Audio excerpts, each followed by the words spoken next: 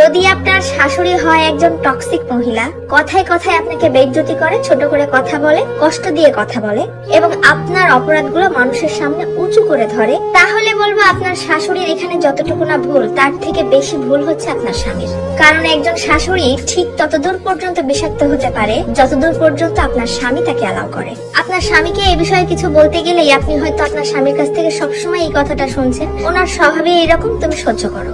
আমি কিছু বলতে গেলে বাড়ির পরিবেশটা নষ্ট হয়ে যাবে। তাহলে সরি টু সে ভাই, আপনার বাড়ির পরিবেশ অলরেডি খারাপ হয়ে গেছে। আপনি আপনার স্ত্রীকে সবসময় দুঃখী দেখছেন, ডিপ্রেশনে দেখছেন, এবং এটার একটা প্রভাব আপনার দাম্পত্য জীবন এমনকি আপনার সন্তানের উপরেও পড়ছে, এবং যেটাতে কোনো পদক্ষেপ না নিয়ে আপনি সমর্থনও করছেন।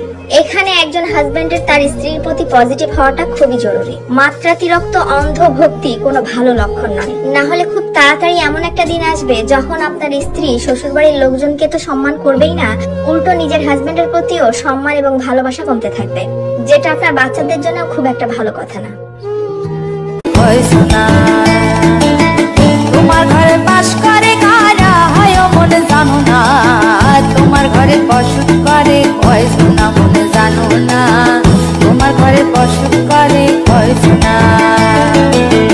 একজনের ছবি আঁকে এক মনে ও হয় মন, আরেকজনে বসে বসে রং মাখে ও হয় মন।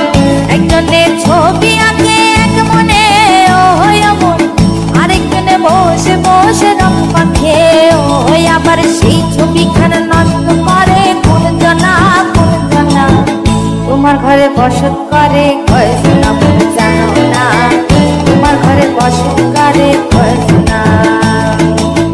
তোমার ঘরে বাস করে কারা হয় মনে জানো না, তোমার ঘরে বসত করে